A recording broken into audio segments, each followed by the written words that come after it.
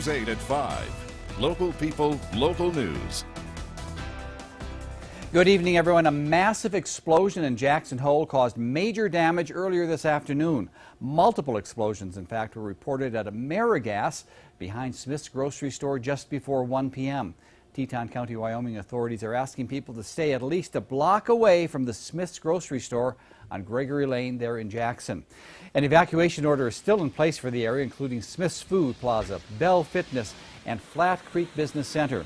Two local high schools, the middle school and Coulter Elementary, were asked to shelter in place while the fire was burning. Jackson Hole Community School was asked to evacuate. An eyewitness who was in the store around 1 p.m. Thursday told Local News 8 he felt the building shake and he heard explosions at the back of the store. Another eyewitness told Local News 8 a fitness center near AmeriGas was fully engulfed in flame and appeared to be completely destroyed. My main concern was that, people were safe and nobody got hurt, and I'm glad that none of the other buildings, the building I'm in or the grocery store or the other buildings in the shopping center were damaged. I understand there might be a little damage to one of the buildings next door to the one that blew up, but I don't know that for sure. Now let's go straight to Local News 8's Christina Jensen, who's live via Skype in Jackson. Christina, what's the latest information you can tell us there? Jay, the latest information is that the fire is out. You can see these men working hard. We know that this is the spot of where the fire occurred, AmeriGas. We're told that 2 employees drove up. There was some spilled propane, and right now the investigation will be taken over by the county fire department. But this is a true effort by multiple agencies. I mean, look at these men hard at work. Now, I do want to let you know that just because the fire is out, the evacuation is still in place. We are on High School Road, Gregory Lane. Parts of the condos, businesses are still closed. We know that 2 buildings have been completely destroyed, and this is just, it's really a worldwide team effort. And we know that there are 5 schools.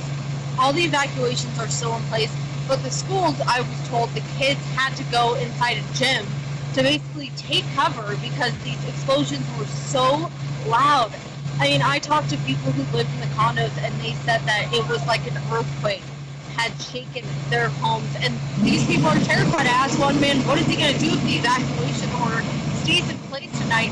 He says, there's a motel down the road, plus we have friends and family that can help us, but the fire is out. There are no injuries, no deaths, so we are going to keep you guys updated. We'll be live here at 6 o'clock, so stay tuned for the latest. Reporting live in Jackson, I'm Christina Jensen. Jay?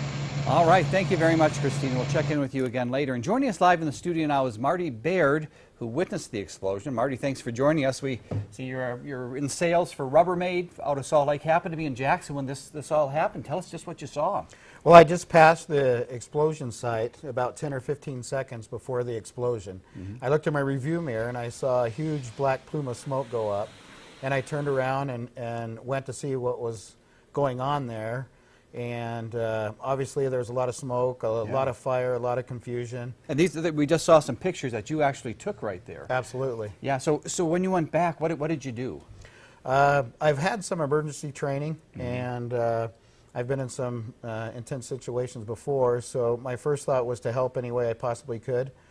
So I helped direct traffic and keep the area clear so the emergency vehicles could enter the scene of the explosion. Yeah.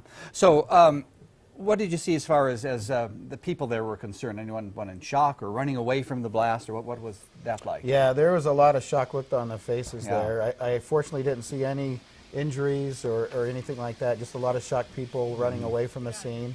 And there was a fitness center nearby. You saw some of those folks coming out, or what did you see? Yes, there was quite a few people from the fitness center that was coming out onto the street, and they were just sitting around stunned, looking at the fire, wondering what just happened, and it was pretty intense to see their face. So what were your feelings?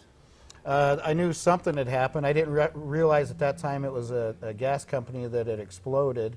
I took a few of those pictures, then I realized, I heard somebody say they're trying to protect a 15,000 gallon tank from exploding, and that's when I got out of the way. You said you better head out, All right, well, Marty, thanks so much for going out of your way to come talk to us in the studio here, and appreciate everything that you did there to help out with your emergency. My training. pleasure, Jay. All right, well, let's go right to Michael Coates.